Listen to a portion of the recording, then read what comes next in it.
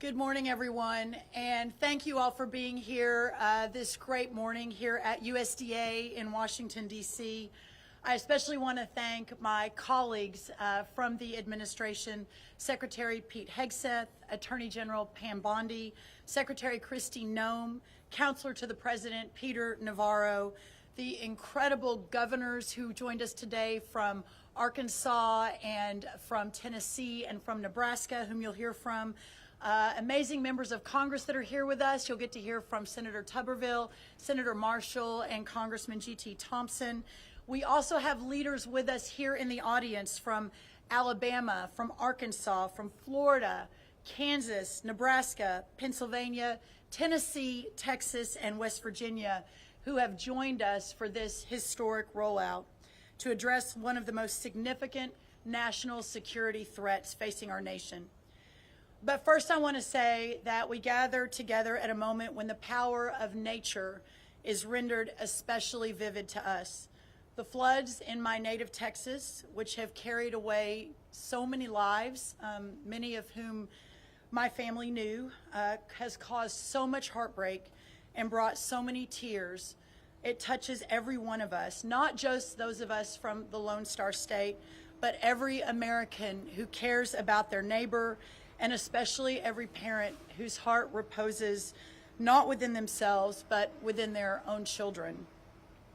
It is not within our power to ease their pain, nor should those most devastating losses be erased or eased, but what we can do is grieve alongside them, and I know that's what we are all doing. And we can also join them in a sorrow that honors the joy of their children's and their family members' lives. It is not and has never been God's purpose that we suffer, but it is within His design that we rely upon His creation. We see that in extraordinary natural tragedy as over the last few days, but we also see it in the beneficial fruits of His creation, the bounty of the land, the yield of our farms, the produce and the product of our labor. That dependency upon His goodness is part of His purpose. And so as stewards of creation, we have an obligation to protect it. In protecting it, we protect ourselves, and that's why we're here today. Nowhere is this illuminated more vividly than in the stewardship and conservation of our American farmlands. We're here to talk about that today, and we're here to address one particular facet of that stewardship, responding to one particular type of threat. The plain reality is that American agriculture in American hands is a positive good, a rich blessing that we carefully tend and upon which rests the sustenance and future of our republic. Every family, every home, every community depends upon what our farmers do, and they support and sustain us, not merely by keeping us materially fed, but by keeping us spiritually strong. The farm's produce is not just a commodity, it is a way of life that underpins America itself. And that's exactly why it is under threat from criminals, from political adversaries, and from hostile regimes that understand our way of life as a profound and existential threat to themselves. For them, agricultural lands and our farms, because they are a previous inheritance, are weapons to be turned against us. We see it again and again, from Chinese communist acquisition of American farmland to criminal exploitation of our system of agriculture to the theft of operational information required to work the land and beyond. All of this takes what is profoundly good and turns it towards evil purposes. But November 2024 signaled it's time for our federal government to wake up and step up, and that's exactly what we are doing under the leadership of President Donald Trump.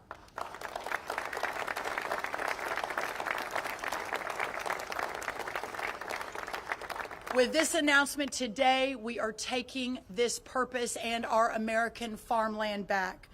American agriculture is not just about feeding our families, but about protecting our nation and standing up to foreign adversaries who are buying our farmland, stealing our research, and creating dangerous vulnerabilities in the very systems that sustain us. Reshoring and nearshoring our food and agriculture supply chain is essential for our nation's security. In coordination with the White House, the Departments of Treasury, Defense, Homeland Security, and Justice, as well as state governors, state agriculture commissioners, local, tribal, and territorial governments, today we announced the USDA's National Farm Security Action Plan. This plan includes 7 key action items, and there's a lot of people here that I want you to hear from, so I'm not going to go one by one, but just very quickly. It's on our website. The press has gotten a preview of it, and we can ask some questions once we finish the main program. But very quickly, and perhaps the most important, the first of the 7, is securing and protecting American farmland ownership. Actively engaging at every level of government to take swift legislative and executive action to ban the purchase of American farmland by Chinese nationals and other foreign adversaries. Standing on the shoulders of great governors, 3 of whom are standing behind me, who have already been leading the way on this issue. And at the federal government level, working to do everything within our ability, including presidential authorities, to claw back what has already been purchased by China and other foreign adversaries. Additionally, working with the Treasury of the Secretary of the Treasury, along with our Defense Department, on memorandums to ensure that moving forward, there is a much more intentional look at who is buying what in this country and from where they are in the world.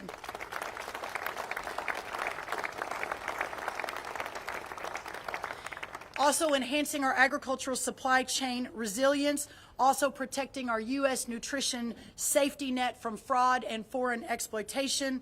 Number 4, defending agricultural research and innovation. No more sweetheart deals and secret pacts with countries that do not have our best interests in mind. Number 5, making sure that America First is in every USDA program, from farm loans to food safety. We have already canceled 7 active agreements with entities in foreign countries of concern and will continue to cancel additional agreements moving forward. I signed a memo today, thank you, which immediately removes 70 citizens from countries of concerns that currently are affiliated with the USDA through contracts or research arrangements. And we are working to issue regulatory action to remove over 550 entities from foreign countries of concern from our preferred catalog. Number 6, safeguarding plant and animal health, working to make sure that we know what is coming in and how to control animal diseases. And number 7, protecting critical infrastructure from our farms and our food and our supply chains, again, along with so many partners across this government here in Washington and across our states. Now, please help me welcome to the podium the amazing Secretary Pete Hegseth. Thank you all.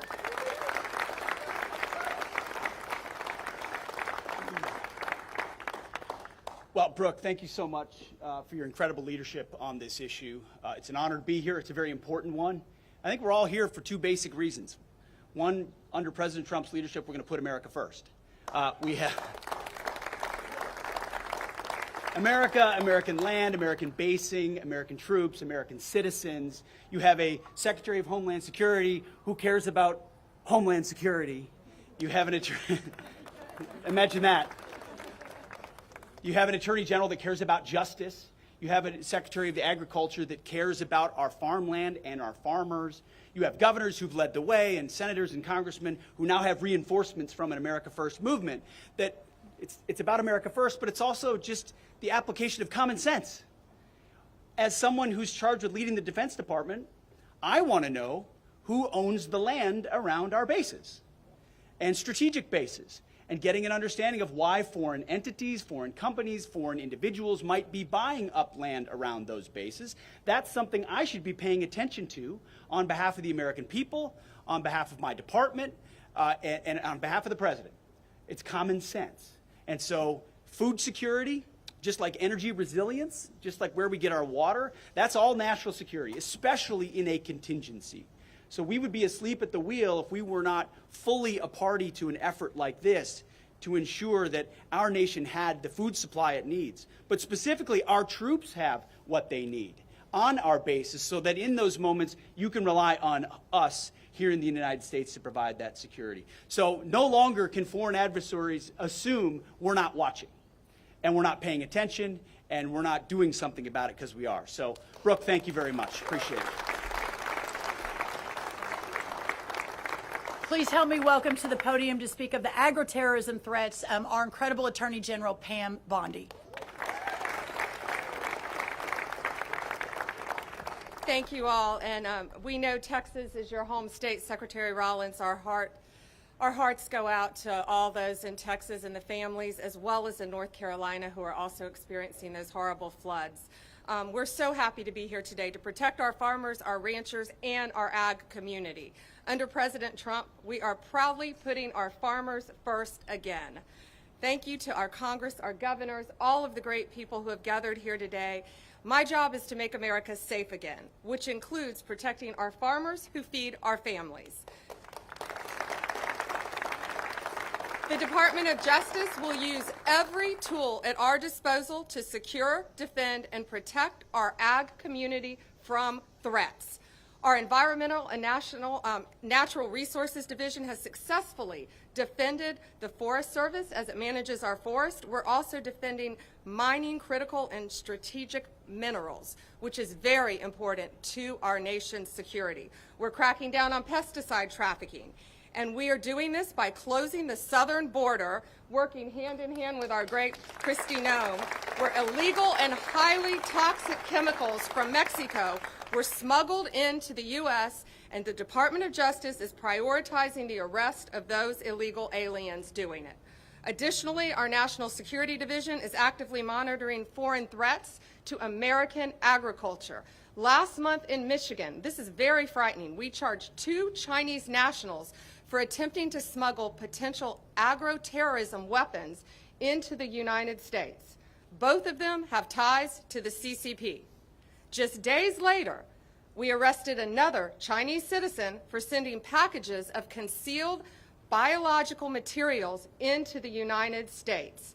It's going to stop. FBI has opened over 100 bio-smuggling investigations in recent years. We will prosecute you. We will hold you accountable. Thank you to everyone who is here today, especially Secretary Rollins, Secretary Hegseth, all of our good friends, governors, my good friends, Governor Huckabee, and we will, all of us, will never back down from supporting our American farmers. God bless you, and God bless America. Next, the incredible Homeland Security Secretary, Kristi Noem, everyone.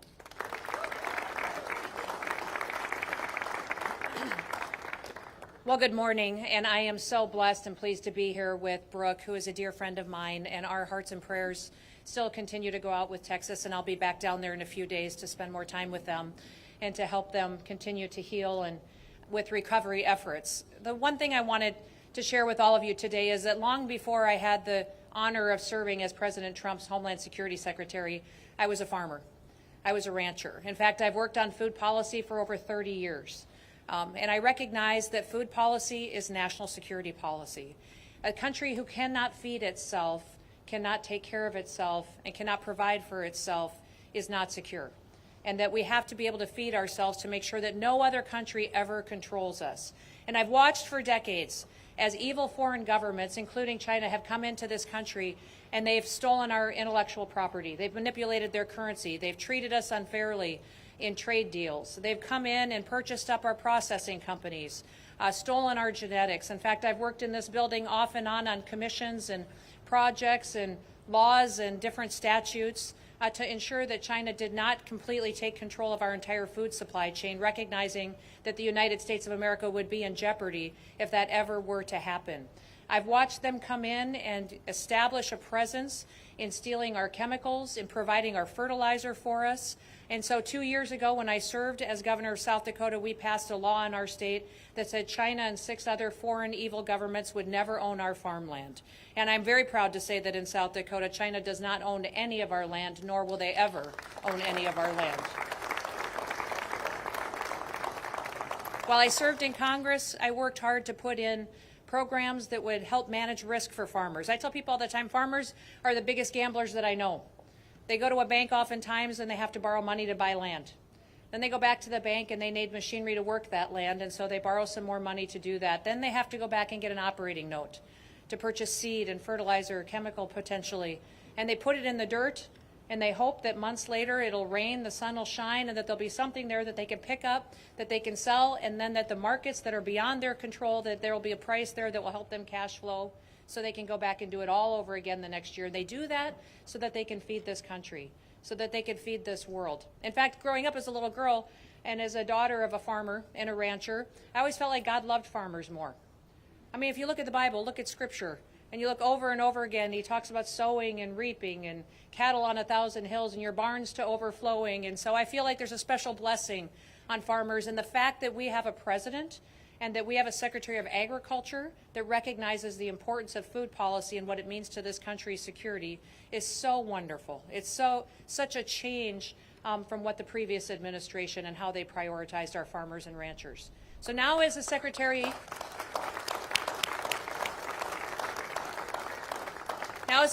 of Homeland Security, I have responsibilities when it comes to securing our homeland. But many of those responsibilities have to do with securing our critical infrastructure. We have the responsibility for 10 of our 16 critical infrastructures, which means our electrical grid, our water supply chain, how we protect and run this country, and what we do to make sure the people here are safe, but not just the people, the products and goods that come in and out of this country. Our Customs and Border Protection units are the ones that all of our goods come into this country and leave this country on, and their investigations and how they inspect our ag products are critically important to make sure that we aren't facing any kind of threats from what kind of products may come into this country or what kind of terrorist acts might happen from goods that other countries may wish to send to us that would harm our food supply. We will continue to make sure that we have the systems in place, the people in place, the experts in place, and the policies in place to make sure that this country always feeds itself, and that we always have the ability to grow our own food, and that we rely on no one else to feed the people of the United States of America, because it is a national security issue when a country cannot provide for itself. And we will never let any other country control our food supply or control our people, because we will always be the great United States of America. Thank you.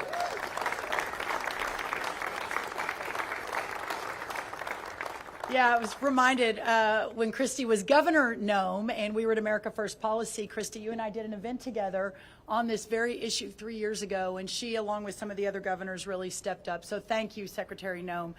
Next, a longtime friend, a partner from the first Trump administration, and someone who has been leading on this for years and years. Please help me welcome White House Counselor Peter Navarro.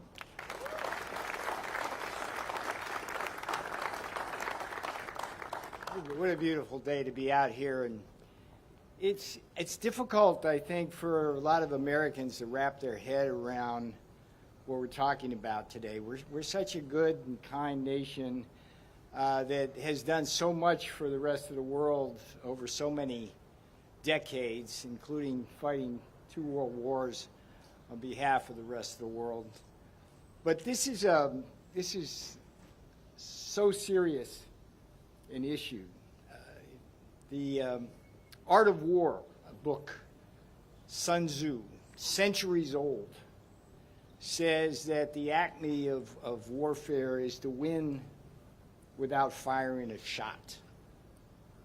You fast forward to a book that was written by 2 high-ranking military officials in China called Unrestricted Warfare. And you understand that we are indeed in a new world where kinetic warfare is not the first choice of our rivals anymore. Rather, it is things like sending us seeds or trying to steal our seeds or trying to change the seeds. It is acquiring our supply chain in agriculture. It's setting up spy shops on land next to military bases. You remember when that balloon, it was just a weather station?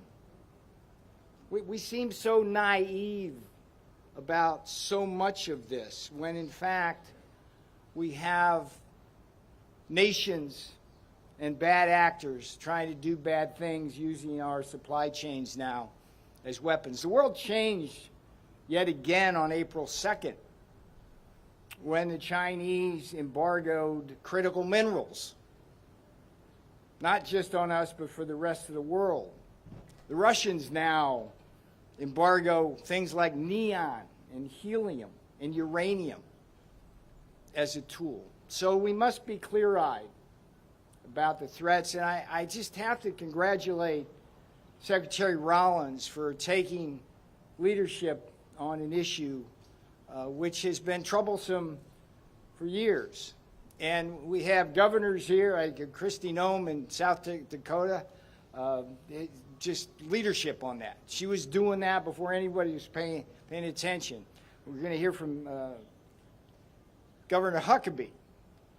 Arkansas has led the way on this issue at the state level, even as the federal government has been silent about it up to this point.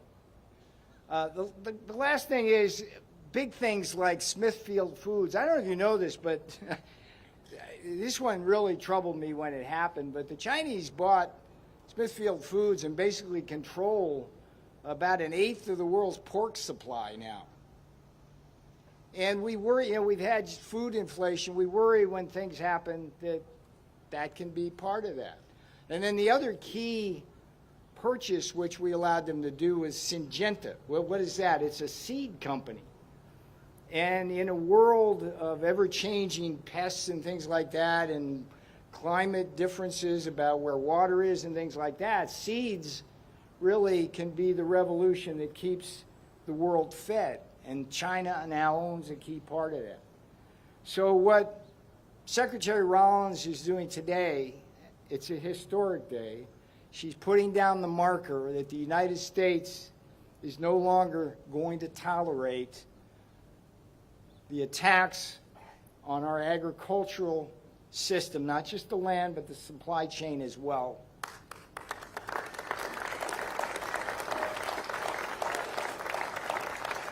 She deserves more than a hand. She deserves a helping hand here, and that's why the other aspects of our government are behind us as well.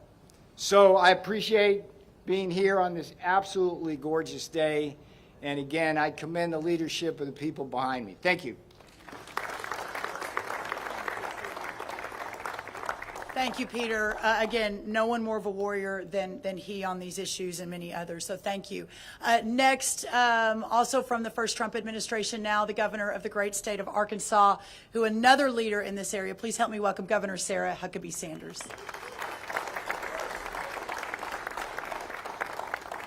Good morning. It is incredible to be here and be joined with people who really understand what it means not just to love our country, but to be willing to do things that actually preserve, protect, and allow us to pass on what makes our country so great to the next generation. And that's exactly what you see in the collaboration of the people that are gathered behind me. I'm so proud of the fact that Arkansas was the first state in the country to kick a Chinese-owned company off of our farmland and out of our state, and we made them pay for it, very Trump-esque.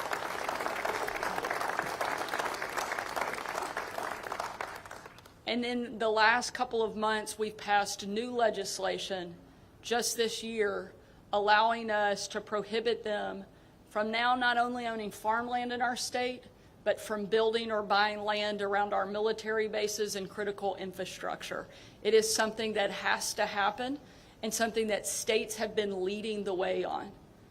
But unfortunately, our states can't do it alone. That's why events like today matter so much. That's why leadership from people like Secretary Rollins matter so much. The fact that we now have a president who understands who our real enemies are and is willing to take them on is making a huge difference, not just in our country, but around the world. You know, we've talked a lot about today a country's ability to feed itself, but that's not the only place, and that's not the only role agriculture plays. A country has to be able to feed itself, fuel itself, and fight for itself to truly be free. And that's why what this group represents is every component of that. And we now have a president who understands it and is willing to do everything within his power to make sure the United States continues to be the greatest country on the face of the planet. And that doesn't happen by accident. That happens because we have great leadership. And I'm proud of the role that Arkansas has been able to play, but I'm more excited about the leadership that we now have in Washington that is going to take this to all 50 states and frankly all across the world. Having this group, there are no people I have greater confidence in. Secretary Hegseth leading the greatest military on the face of the planet, and nobody better suited to do so. He's tough, and I'm pretty sure he could take every member of the cabinet in an arm wrestling competition, but he's not the only tough one up here. There's no chance that China has going up against my friends Pam Bondi, Kristi, Noem, and Brooke Rollins. They are not only the toughest women in Washington, they're some of the toughest people in all of America. And this group of people, under the leadership of President Trump, is not only going to protect our great country, but they're going to make sure that we have the ability to pass it on to the next generation behind us. I'm so grateful for their leadership, so thankful I get to be part of an effort that is going to make sure that the freedom of our country is protected and preserved for every single American to enjoy. Thank you for letting us be here, and thank you, Brooke, for putting this amazing event and this great plan together to help our country. Thank you so much.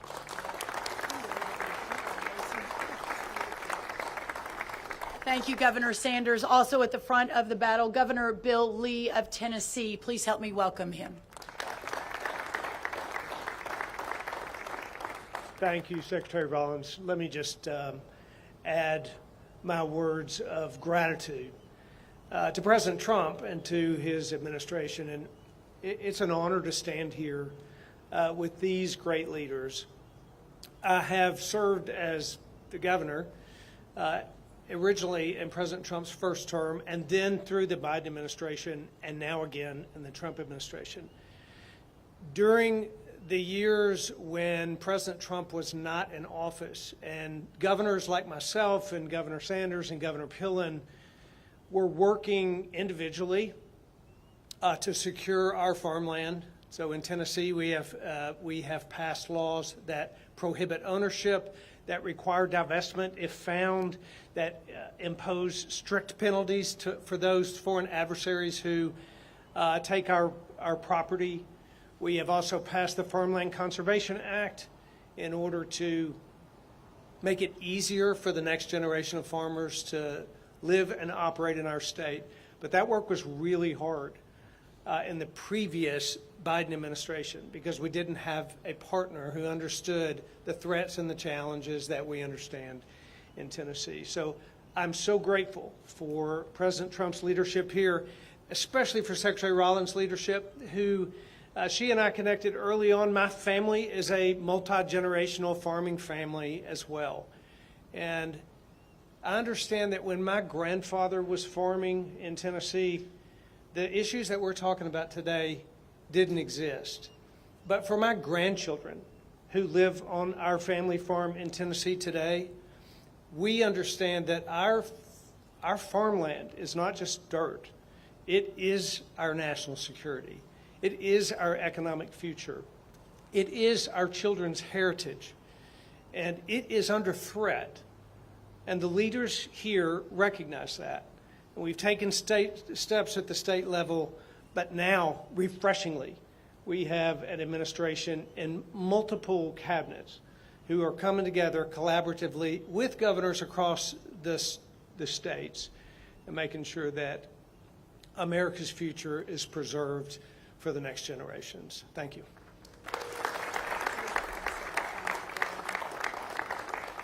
Our first conversation, Governor Lee and mine, was not about how to save America. It was about our mutual love of Hereford cattle. So we are forever bonded. Listen, y'all, next, another great governor, great leader on this issue. Please help me welcome Governor Pillen of Nebraska.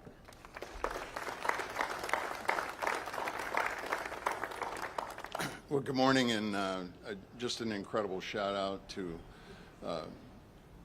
everybody in the cabinet and Brooke and her incredible leadership, and a great thank you for President Trump assembling what I view as extraordinary leaders across all of the cabinet to absolutely make America great in a special, special place. This is very, very touching for me to have the opportunity to be here. I'm the 41st governor of Nebraska. I'm the first governor that's made my living from agriculture in 100 years. I have simply sat and looked in my career of over 40 years and saying, what on earth is going on with China? I believe this. I believe in family farm security.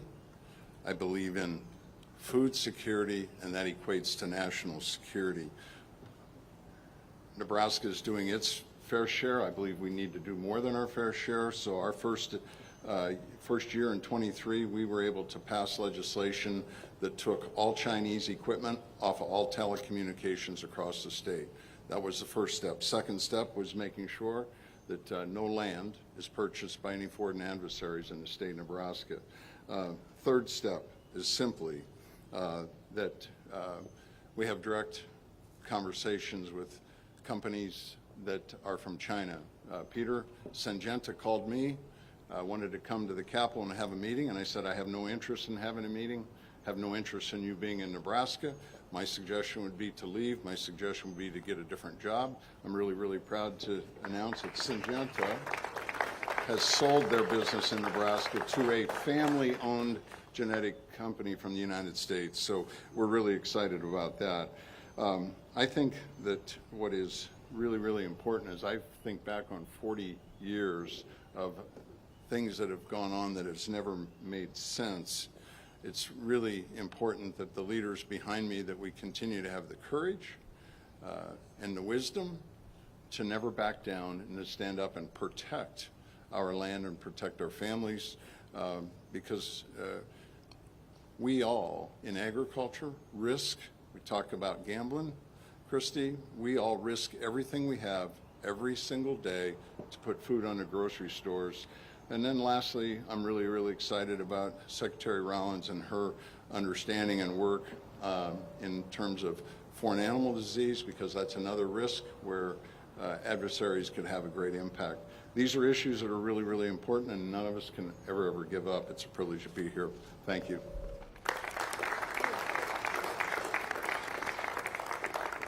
Now, Senator Tommy Tuberville from the great state of Alabama. Damn, she didn't call me coach. I always look for a day like this when I was coaching. I'd work the hell out of them, then we'd line up down there in the parking lot and just run for about an hour, you know. Just think about it right now, though. Our farmers every day go out in this every morning to scratch the ground to try to make a living and try to feed all of us in this country. And they're very important. I'm on the Ag Committee, Armed Services Committee. I've seen it all. I'm not a politician. I've been on the front row and been able to watch the devastation of our farming community in the last 4 years under the Democrat, Socialist, Communist Biden party. It was devastating. Input cost high, $5 diesel.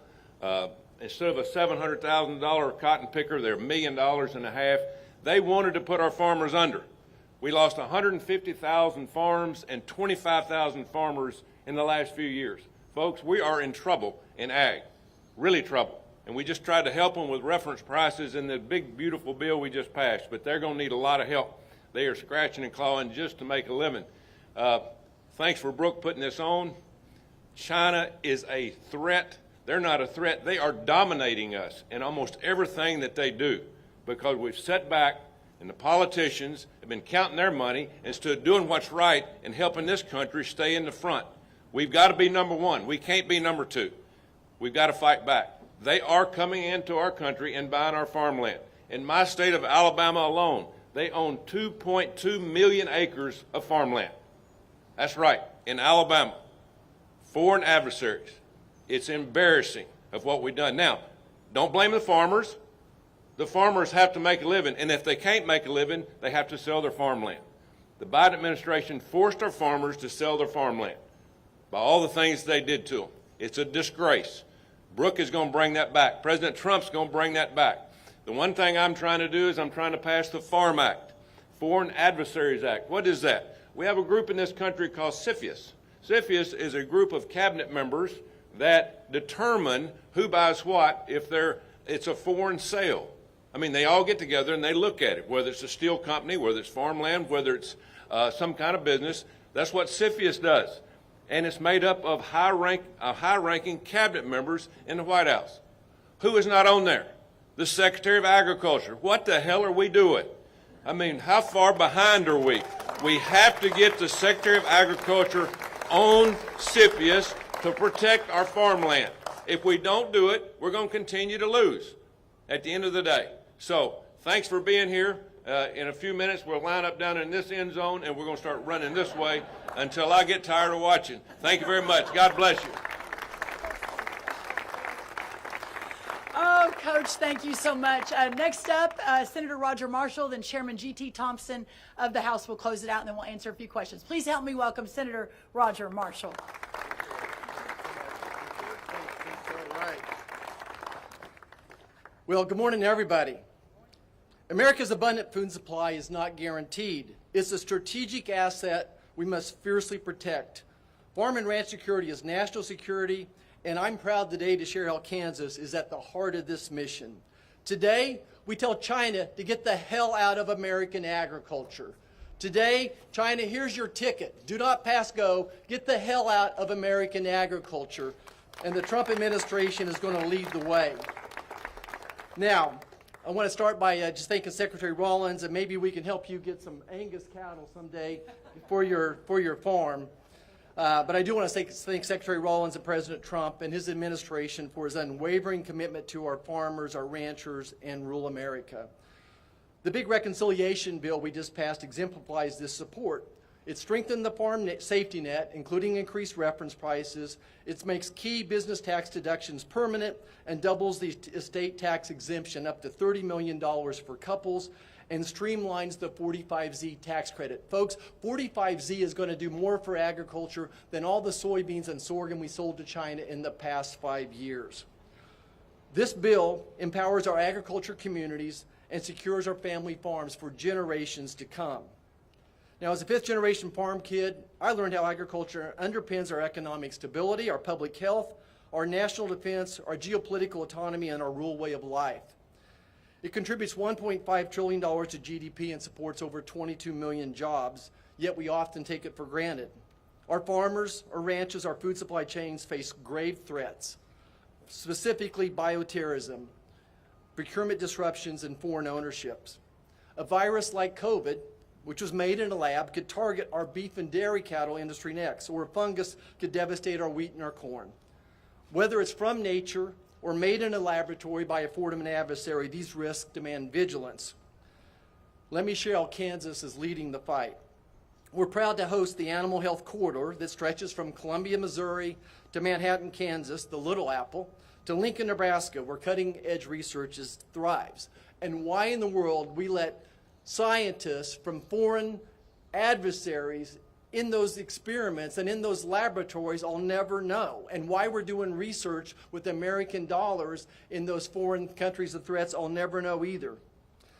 I want to thank President Trump. In his first term, he welcomed USDA's Economic Research Service and National Institute of Food and Agriculture to Kansas City, which complements the National Bioagro Defense Facility in Manhattan. This synergy makes Kansas a global hub for agriculture innovation. Our strength lies in our collaboration. By uniting public and private sectors with land-grant universities like my alma mater, the fighting, ever-fighting, mighty Wildcats of Kansas State University, we're building a resilient food supply. There you go, Coach Tuberville. Let's go Wildcats.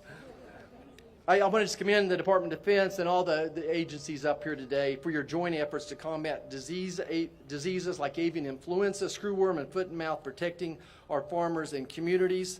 And finally this, let me just concur with Coach Tuberville that I'm going to champion for the Secretary of Agriculture to be part of CFIUS. President Trump could appoint her, and Congress can make that legal for years to come as well. That's the best way to counter these emerging threats. Think about it. China right now owns land next to Whiteman Air Force Base, where our B-2s were launched. It did just a spectacular job of, yes, obliterating Iran's nuclear armament. They own land next to Fort Riley, Kansas, home of the Big Red 1 1st Infantry Division as well. We need someone who thinks agriculture when they wake up in the morning and they go to bed and they think of agriculture as national security. Again, we can't take our food supply for granted. Kansas is leading the way, but it takes a national resolve to protect our farms, to fortify our biosecurity, and keep America's food in Americans' hands. Thank you so much. God bless us. Have a great day. Thank you. Quick announcement, as of this afternoon, I will be officially a member of CFIUS, so that is happening. Yeah.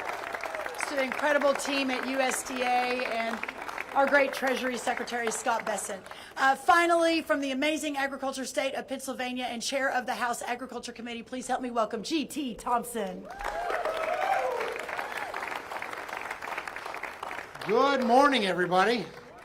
What a glorious day. A great day for making hay, and a great day for making history. For making history in terms of making sure that we are taking these next steps to secure both farm security and food security, which quite frankly is national security. As chairman of the House Agriculture Committee, I'm so appreciative to President Trump, to Secretaries Rollins, Hegseth, and Noem, as well as Attorney General Bondi for their recognition that food security is national security.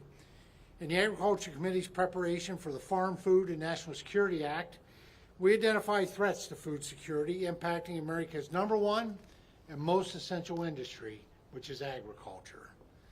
Our farmers are on the front lines of food security, and that is essential to our national security.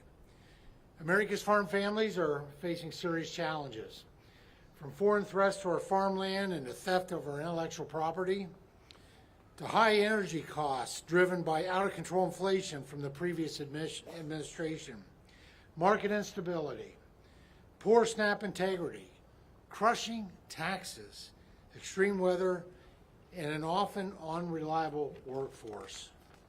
All of these make life harder for America's farm, ranch, and forestry families, and jeopardizes our country's food security. I want to thank President Trump for using every tool at his disposal to make America's food supply safer. The One Big Beautiful Bill included a historic investment in our agriculture value chain, including provisions from the bipartisan Farm, Food, and National Security Act. The One Big Beautiful Bill includes investments to strengthen our livestock biosecurity from foreign animal disease, as well as delivers major tax relief, shields the next generation of farmers from the death tax, supports affordable energy policies that keep family farms running and food prices low. It includes historic integrity measures for the SNAP program and so much more. But there's still a lot of work left to be done. On behalf of the House Agriculture Committee, I look forward to partnering with Secretary Rollins and others across the administration on this important initiative. Farm and food security is national security. Thank you to President Trump and this dynamic cabinet team for your commitment and your leadership. God bless and thank you so much.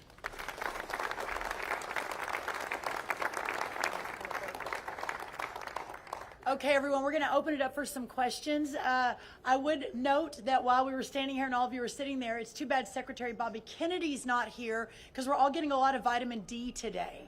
So we'll let him know. He'd be very proud. All right, we'll take some questions from the press. Thank you, Secretary Rollins. Mary Margaret with the Daily Wire. 2 questions, if that's okay. First of all, I'm seeing on this map that there's a lot of Chinese-owned farmland in California. Are you looking into the severity of that and what those consequences are? And then number 2, the president has expressed concerns about how mass deportations would affect the farm industry. Do you have concerns on this front? And are you hearing about some of these top conservatives saying that there's a push for amnesty for this workforce? Well, thank you for those questions. The first thing I'll say on California, and I'd love for anyone else to join me if they have thoughts on that, is this, that a lot of people said, well, look at the red states are the ones leading the way. The red states are the ones that are banning the Chinese-owned farmland, and this is true. But I have to believe that even the Democrat governors and even the blue states realize what a massive threat this is to national security and how important it is. So we plan to work with everyone, no matter which party, no matter which side of the aisle they're from, to ensure that the people of this country and our agriculture farmland is protected. The second question, I appreciate appreciate you bringing that up. There's been a lot of noise in the last few days and a lot of questions about where the president stands and his vision for farm labor. The first thing I'll say is the president has been unequivocal that there will be no amnesty, and I think that's very, very important. I and the rest of our cabinet certainly support that, effectuate that, and make sure that happens every single day. The second thing, to your question about mass deportations, the president and I have spoken about that once or twice, and he has always been of the mindset that at the end of the day, the promise to America to ensure that we have a 100% American workforce stands, but we must be strategic in how we are implementing the mass deportation so as not to compromise our food supply. Ultimately, the answer on this is automation, also some reform within the current governing structure, and then also when you think about there are 34 million able-bodied adults in our Medicaid program. There are plenty of workers in America, but we just have to make sure we're not compromising today, especially in the context of everything we're thinking about right now. So no amnesty under any circumstances. Mass deportations continue, but in a strategic and intentional way as we move our workforce toward more automation and toward a 100% American workforce. And ultimately, it's the wonderful members of Congress behind me who are taking this on the fixing the current immigration system. So thank you so much. Madam Secretary, thank you. First of all, condolences, thoughts, and prayers to all the folks back in Texas, near and dear to your heart. A couple quick thoughts. Congratulations on the success of getting at least partially, the death tax repealed in the BBB, because as we all know, it affects farmers disproportionately to a great extent. Congratulations on that. Also, egg prices today, just right now, hit $2.49 a dozen. A clear 55% below the failed Bidenomics egg price. And we all know it's not just about eggs, but it has become a metaphor for inflation. So congratulations, because food inflation is coming down. That's a testament to you. Thank you. The thought and the question follow-up is, what a great group you put together here. Wonderful, wonderful idea.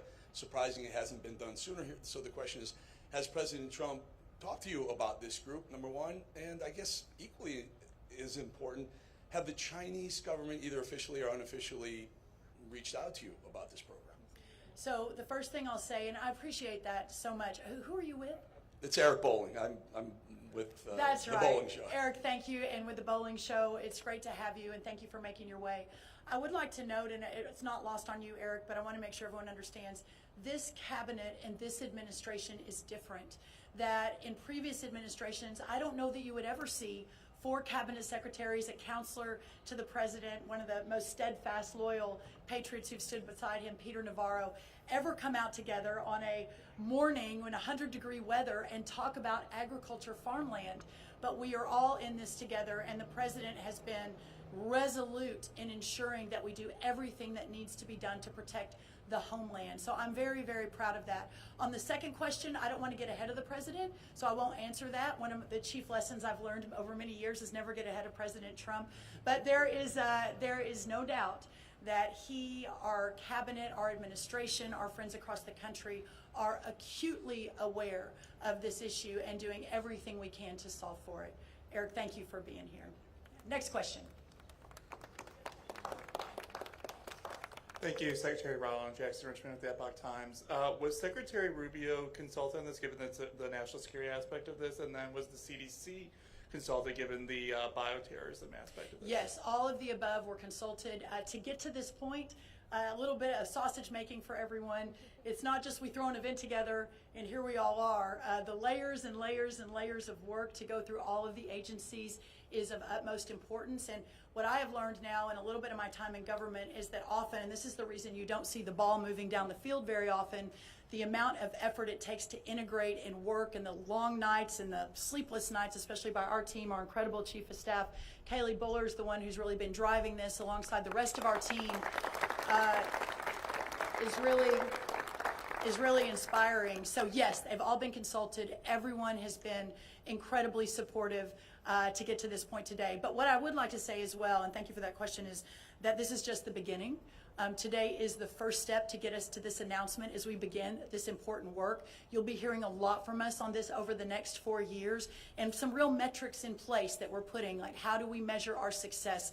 And I think that's what makes this administration different. So thank you for being here. Love the Epoch Times. And next question. Yes, Philip Rasher with AgriPulse. I wanted to have two questions. One following up on the immigration question.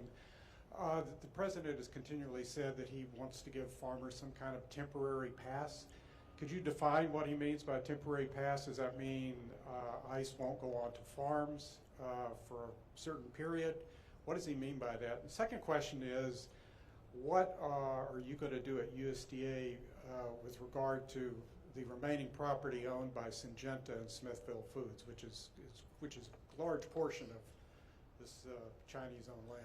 That's right. Well, the second question first, as we discussed earlier, and Mr. Navarro, again, and he and his team over at the White House, amongst many others, we are looking at every available option. There are multiples of options.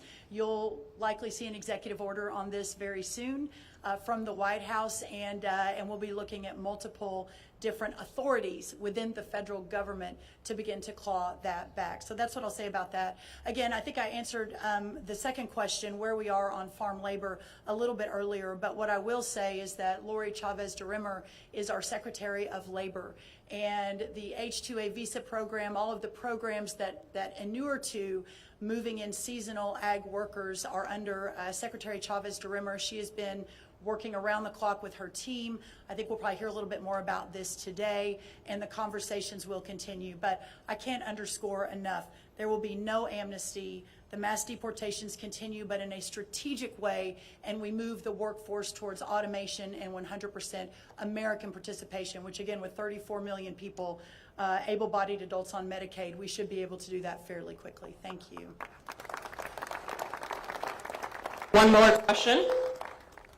Hi, thanks for doing this. Kate Goodell with the Washington Post. I'm wondering if you can perhaps spell out some of the specific threats that we're seeing with Chinese farmland at the moment. I also wanted to ask about the legislative efforts and what form the executive action might take and whether you have a timeline.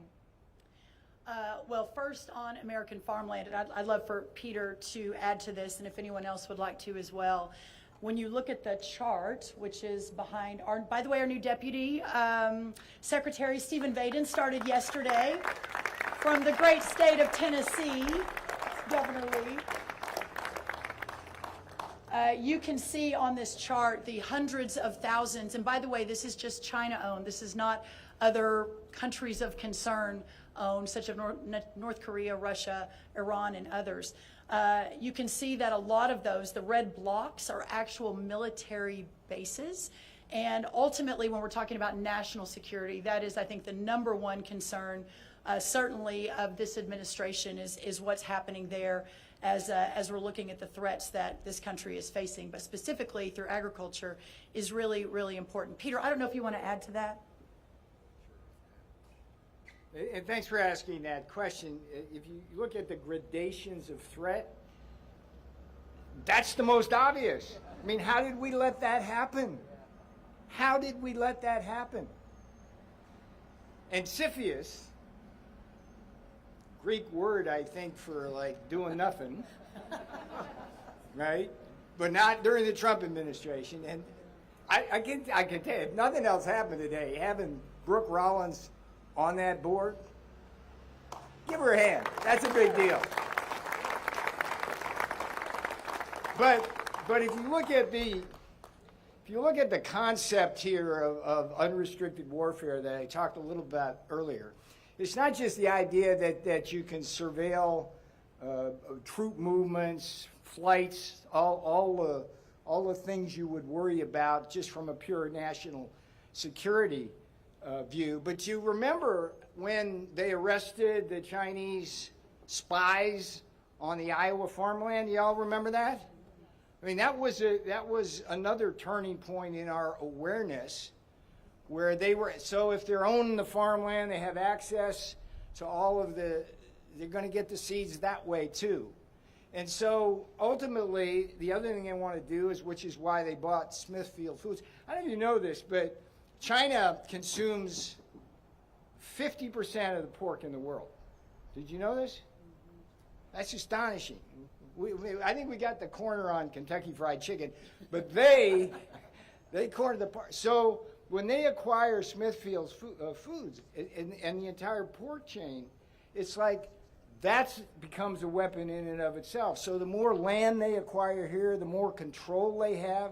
And it's a business model. I mean, we're the United States, but they treat us like a colony. They do the same damn thing down in Zambia with tobacco and around all of Africa. They buy land, they bring in Chinese workers to work the land, and then they ship the food back to China, and the people around starve or pay higher prices. So when you ask us, what's this about? It's about everything. Food security is national security. Thank you. I want to make a comment, if you don't mind. So, to me, the Chinese owning land is just a small piece of the puzzle. I'm much more concerned about the food supply down the road here. That right now, foreign entities own about a fifth of the protein processing. Between beef and pork, JBS and Smithfield own about a fifth, maybe a fourth of the protein processing in this entire country. That's just wrong. I think beyond that, it's the intellectual property theft. It's the Chinese scientists that are in our own universities and research that are stealing intellectual property. It wasn't too long ago they were taking rice seeds from my alma mater. The Attorney General mentioned something up in Michigan. It's that constant threat. But what really keeps me awake, the real threat to me, the biggest, is bioterrorism. If you could imagine a COVID-like virus made in a laboratory in Wuhan, China, that could infect all the hogs of the world, but you had an mRNA vaccine that could protect your own hogs, what would that do to our world's food supply? That's what keeps me up, and that's why I'm a big proponent of the work being done at NBAT, the National Agro-Research Defense Facility in Manhattan, Kansas as well. I think that's the biggest active threat that I see is bioterrorism.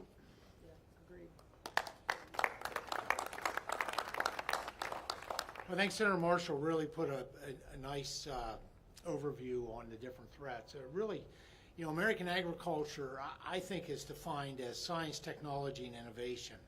And all those are amazing. It defines agriculture today, but it also leads the way for agriculture over the horizon for the future. But it can be very vulnerable if we don't protect that. And in the past, we haven't provided protections for that. The science, the technology, the innovation that comes out of this great country, out of this essential industry. And I think the fact that today we're declaring that food security is national security, farm security is a part of that. I think this is a great milestone of making sure that we're protecting all of that for the future. America needs, we always want America to be in the lead no matter what we're talking about. But certainly when it comes to the thing that is probably most essential, and that is food and fiber, energy materials, building resources, all the things that come off that rural agriculture acreage, we have a duty and responsibility to make sure that those things are secure. So Secretary, thank you for your leadership and vision on this. Much appreciated. Timing is coming very soon. We'll continue to announce further steps to answer your final question.